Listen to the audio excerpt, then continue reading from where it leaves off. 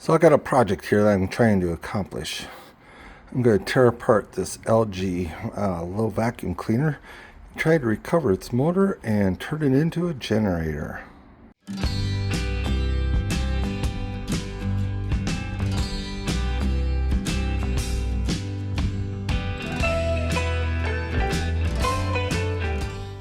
So let's first take this apart.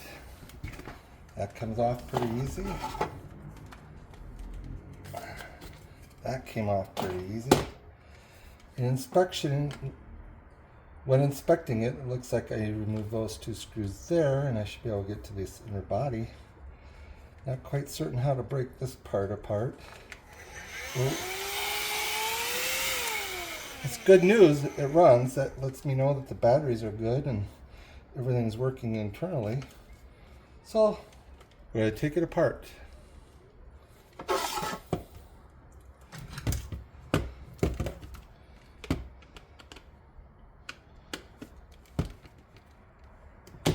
Keeping all the parts and screws just in case I need them for later on in my project.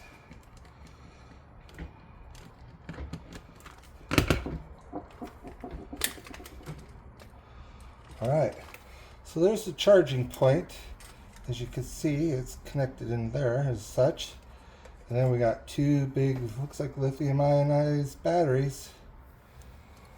So I removed the screws from this charging point and it slipped right out. Looks like there's a little circuit board associated with it. The top part of this just came right off like that. That was pretty easy. And it looks like a circuit board.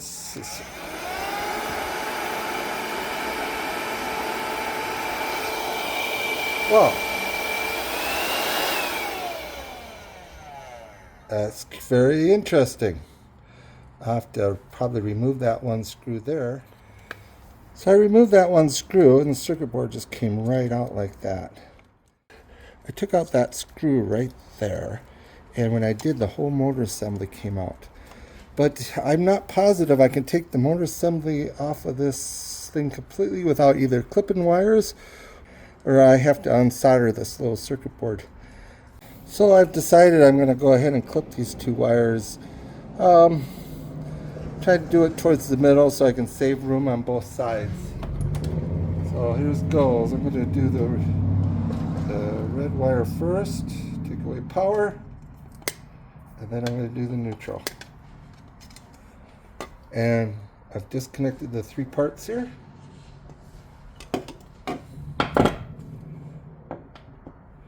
That leaves me with this unit here.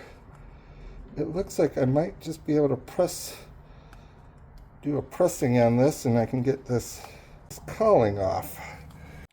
So it appears that they had put a little spot of glue in addition to the snap-on forms on that fixture, so I wasn't able to totally take the two apart without ruining it, but that's okay. I'm not anticipating using this part. So now it looks like the impeller and motor assembly just slides apart like that. How about that? There is the motor and motor assembly. So kind of interesting. I don't know if you can see it, but this motor here has a very little shaft that's wedged in here. The trick now is to be able to separate this piece here, this piece here off of the shaft assembly. This is fixed onto here, probably screwed. I can see a couple screws on the inside there. I just got to get that piece off there. That's going to be tricky. Yeah, I'm still having problems getting to that piece there, getting this off. I did split it like this. This isn't very tough material, so maybe I can cut this off and still get that off of there. I don't have a oh, there's a special pulley they used in order to get shaft pulley, I guess it's called, shaft puller.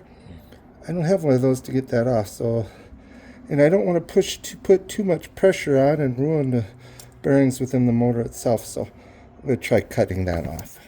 So I was able to grind off that wheel that was pressed onto the shaft.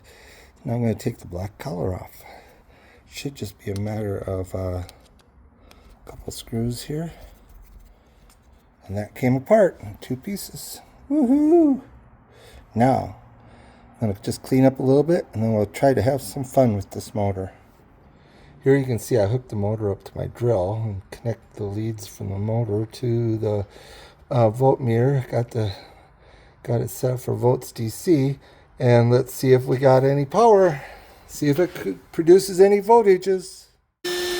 Well, 1/10 of a volt isn't quite what I was anticipating. It still shows that I can produce electricity from this setup.